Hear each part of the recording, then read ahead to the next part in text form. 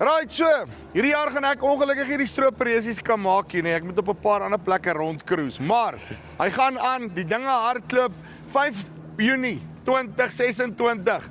Gaan hierdie eisters weer resies hardloop. Waldo gaan my gou vinnig verduidelik. Hoe werk die storie? Wat kan jy verwag? Moet hom nie missie. Waldo, lyk dit? Hallo Chippy, goed te self. Gee doodstil rustig. Ek's bly. Jy sê julle is al besig om te service, dis amper tyd vir stroop, né? Nee, ek sê ek begin al klaar stres vir 'n bietjie. Ek sê is opgewonde, die manne begin bel. Stalletjies is uitverkoop. Ons is 96 stalletjies hierdie jaar. Stroopers is reg, die manne is reg. So nee, ek dink almal raak opgewonde.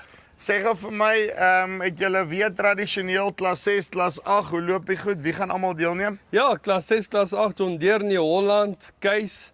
Ons wag om terug te hoor van Klaas, so ver as Klaas ook net hulle gesê, anders dan gaan ons stroper insit. Ja. En my pa en my oom het gesê nee, hulle is bietjie moeg afgetree.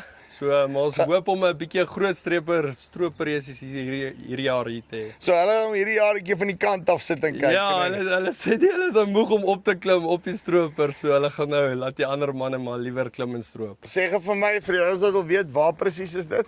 Dis 'n Lichtenburg koster op Grootpan. Ons Facebookblad het die koördinate op as jy sukkel om te weet waar Lichtenburg is, maar in Noordwes 5 Junie 2026. Uitstekend, Waldo, geniet dit. Right, so, dit is Waldo de Pre hierso van Grootpan af. Okay.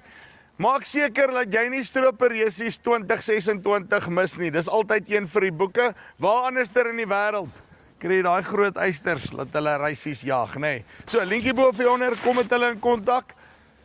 Kom hier uit. Dis die van Farm Spice af. Tot volgende keer. Groete.